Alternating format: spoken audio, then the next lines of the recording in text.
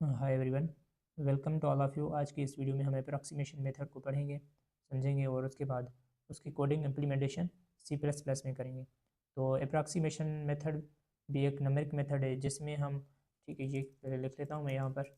Numeric method है जिसे use करके हम क्या करते हैं, इक्वेशन किसी भी इक्वेशन की रूट फाइंड करते हैं।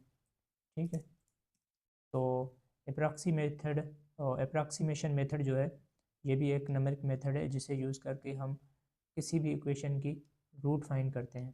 तो ये कंपेयर टू अदर्स जो हम पढ़ चुके हैं, brute force, bisection, regula falsi, Newton Raphson, इनके मुकाबले में बहुत ईजी है। द रीज़न के इसमें 2 पॉइंट्स भी नहीं होते, ठीक है, यानी स्टार्टिंग एंडिंग जो कि बाइसेक्शन और रेगुलर फॉल्स में थे, तो ये चीज़ भी इनमें नहीं होती।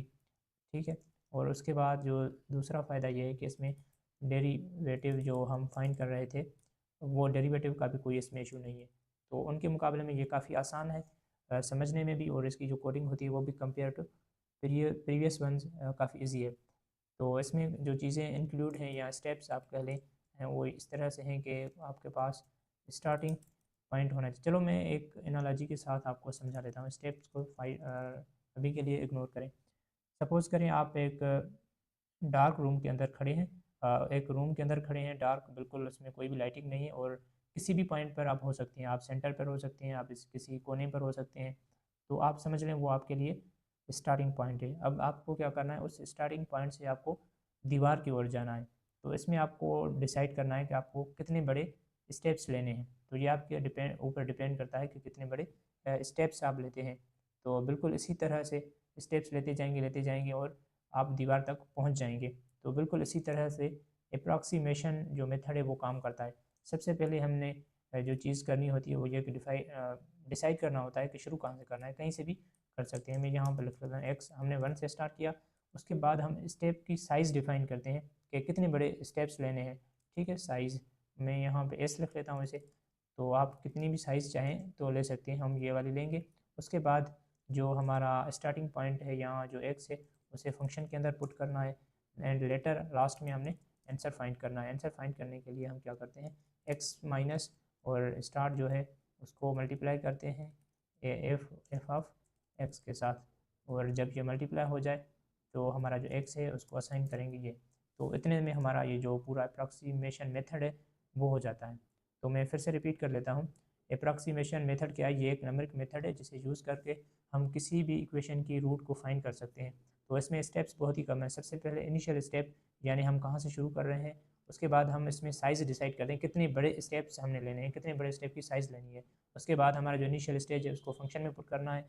फिर हमने आंसर फाइंड करना है यूजिंग दिस फार्मूला। उसके बाद आंसर को असाइन करना है हमने एक्स को। तो अगेन ये चलता रहेगा और हमें अपना जो रिक्वायर्ड आउटपुट है वो मिल जाएगा। तो चलते हैं अब वी एस कोड में और इसके इम्प्लीमेंटेशन करके देखते हैं। तो मैंने वी एस कोड ओपन कर लिया है। यहाँ पर सबसे पहले फ़ाइल बनाते हैं। फ़ाइल का नाम मैं रखता हूँ approximation dot C P P. File बना लिए और मैं एक बॉयलर प्लेट कोड जो लिखते हैं वो जल्दी से लिख लेता हूँ। ठीक है, उसके बाद S T D int man, ये हो गया। और इसे मैं टेस्ट भी कर लेता हूँ ताकि पता चले कि रन हो रहा है या नहीं। सी आउट,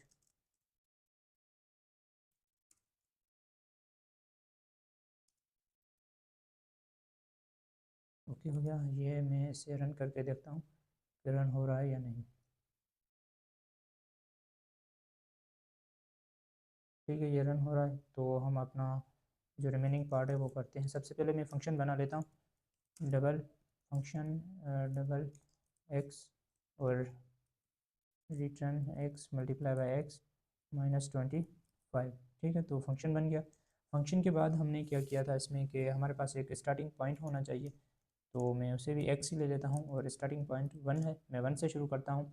यानी जो हमने एक एनालॉजी दी थी कि एक मुकम्मल अंधेरा रूम हो, डार्क रूम हो, और आप उसमें खड़े हों, तो आप जहाँ खड़े हैं वहीं से आप स्टार्ट करेंगे और आप दीवार की ओर जा रहे हैं। तो वही कहाँ से भी स्टार्ट करना चाहें तो कर सकते हैं। मैंने 1 से स्टार्ट किया है। और उसके बाद जो दूसरी चीज़ थी तो आंसर था, मैं आंसर को डिक्लेयर कर लेता हूँ, ठीक है। आंसर डिक्लेयर हो गया।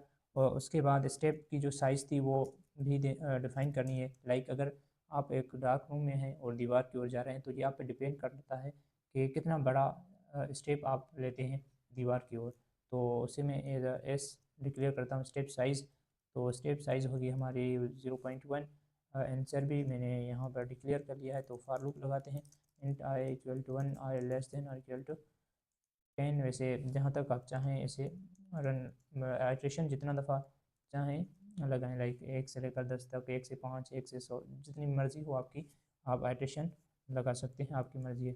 और यहाँ पर हम ये करेंगे कि जो हमारे स्टार्टिंग पॉइंट है यानी जो एक्स है उसे फंक्शन के अंदर पुट करेंगे, ठीक है। तो मैं यहाँ से एक्स को फंक्शन में पुट कर लेता हूँ। तो हमने उसे फंक्शन के अंदर पुट कर लिया।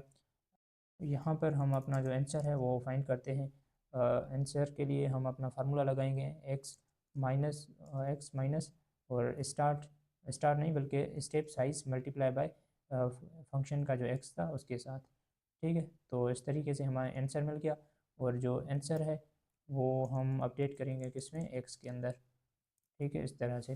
तो हमारा ये फार्मूला था, ये x minus step size multiply by F of x. तो ये हमारा एफ ऑफ एक्स से मल्टीप्लाई होगा स्टेप साइज के साथ और माइनस होगा, जो भी आंसर आएगा वो माइनस होगा एक्स में से, तो हमें आंसर मिल जाएगा। जो आंसर मिलेगा हम वो एक्स में अपडेट करेंगे। तो यहाँ पर मैं इसे प्रिंट कर लेता हूँ, ठीक है। यहाँ पर प्रिंट करते हैं, नहीं, हाँ ठीक है, यहाँ पर ही प्रिंट होगा एक्स, ठीक है। और यहाँ पर मैं एंडल न्यू लाइन के लिए और इन दी लास्ट हम फाइनल आंसर प्रिंट करते हैं। यहाँ पर फाइनल आंसर ये रहा जी हमारा final answer. So here we go. तो हमारा ठीक है, तो ये हमारा फाइनल आंसर है। पहले हमारा जो स्टार्टिंग पॉइंट 1 था, उसके बाद हमारा 3.4 आ गया। जो आंसर आया वो हमने अपने स्टार्टिंग पॉइंट को असाइन किया।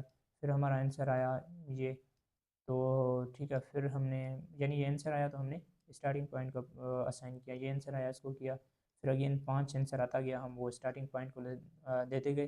तो ये जितने भी हैं, ये स्क्रीन पर जितना भी आउटपुट शो हो रहा है ये एक्स का शो हो रहा है। और एक्स को हम किस तरह अपडेट कर रहे थे, जो भी आंसर आ रहा था वो उसको असाइन कर रहे थे।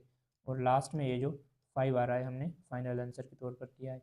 तो फ़र्क ये है कि दूसरे जो मेथड हैं वो थोड़ी ज़्यादा टाइम लगाते हैं आंसर फाइंड करने में, यहाँ थोड़ा जल्दी हो जाता है, देखिए 3-4 स्टेप में ही हो जाता है। तो ये था अप्रॉक्सीमेशन मेथड जिसको हमने समझा और उसकी इम्प्लीमेंटेशन भी देखी। अगर इसका आप कोड देखें तो बहुत ही आसान है कंपेयर टू प्रीवियस जो हमने कोडिंग की थी। आई होप कि आपको समझ आया होगा, आपने एंजॉय किया होगा। अगर कोई भी आपकी फीडबैक हो, राय हो, सजेशन हो, इधर हो अच्छी हो या बुरी हो, कुछ भी कमेंट सेक्शन में ज़रूर शेयर करें। Thank you so much.